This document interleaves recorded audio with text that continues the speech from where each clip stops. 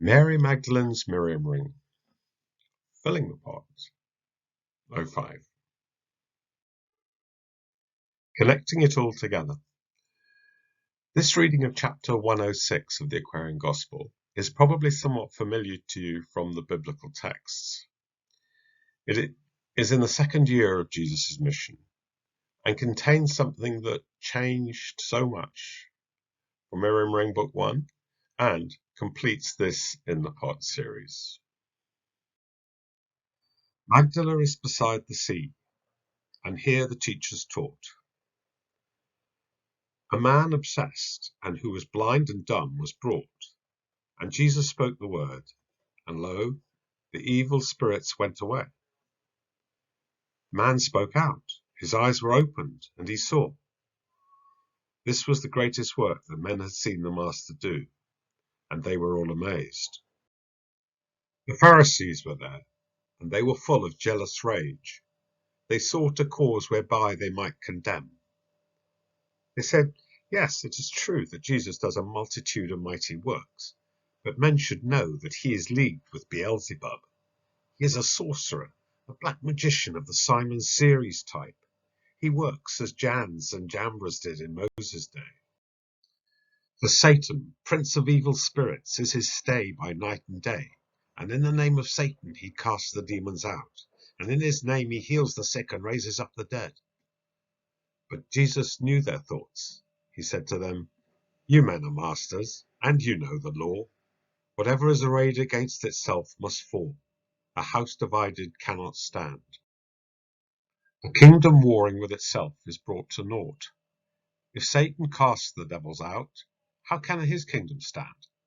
If I, by Beelzebub, cast devils out, by whom do you cast devils out? But if I, in the holy name of God, cast devils out, and make the lame to walk, the deaf to hear, the blind to see, the dumb to speak, has not God's kingdom come to you?" And the Pharisees were dumb. They answered not. As Jesus spoke, a messenger approached and said to him, "Your mother and your brothers wish to speak with you." And Jesus said, "Who is my mother? And my brothers, who are they?" And then he spoke a word aside unto the foreign masters and the 12. He said, "Behold, men recognize their mothers, fathers, sisters, brothers, here in flesh. But when the veil is rent, and men walk in the realm of soul, the tender lines of love that bind the groups of fleshly kin in families will fade away. Not that the love for anyone will be the less, but men will see in all the motherhood, the fatherhood, the sisterhood, the brotherhood of man.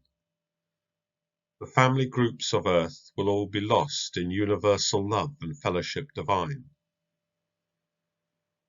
Then to the multitudes he said, "Whoever lives the life and does the will of God is the child of God, and is my mother, father, sister, friend." And then he went aside to speak to his mother and his other kindred in the flesh. But he saw more than these. The maiden who once thrilled his very soul with love, a love beyond the love of any fleshly kin, who was the sorest tempter in the temple Heliopolis beside the Nile, who sung for him the sacred songs, was there. The recognition was of kindred souls, and Jesus said, "Behold, for God has brought to us a power men cannot comprehend, a power of purity and love, to make more light the burdens of the hour, to be a balm for wounded souls, to win the multitude to better ways by sacred song and holy life. Behold, for Miriam, who stood beside the sea and sung the songs of victory when Moses led the way, will sing again, and all the choirs of heaven will join and sing the glad refrain, Peace, peace on earth, goodwill to men." And Miriam stood before the waiting throngs and sung again the songs of victory, and all the people said, Amen. This then is the background, foundation, and landscape for the Miriam Ring. And it is where Miriam Ring Book 1 reaches by the end of Mary Magdalene telling her own story of how she reached there. This is already published on Kindle as The Path Magdalene by Tracy de Merkelton, so it is available if you want to find it. And it's also in the pot. And I shall read it here soon.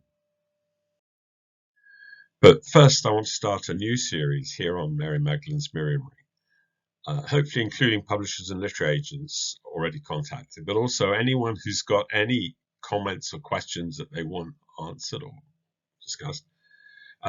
It's about the importance and the need to publish the story and why and how Miriam came to be written out of history.